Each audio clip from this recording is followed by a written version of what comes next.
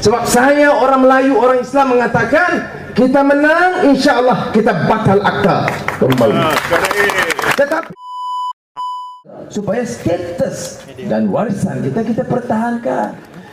Seluruh dunia, saudara, New York, London, Paris, dia tak roboh semua. Ada kawasan tradisional dipertahankan.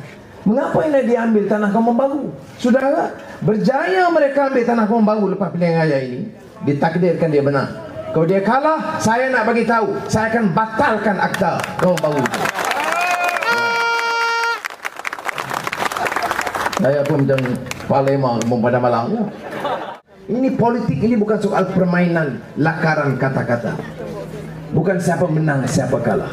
Politik ini penentuan masa depan. Saudara tahu saya, ya, nama saya Anwar Ibrahim. Sudah tengok macam-macam.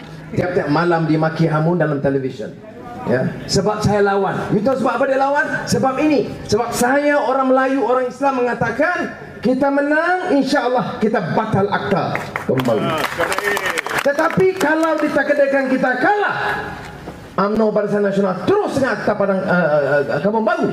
Next, kemudian akta yang digunakan untuk ambil alih semua tanah-tanah, termasuk Kampung Padang Balang, Kampung Cubadak dan lain-lain.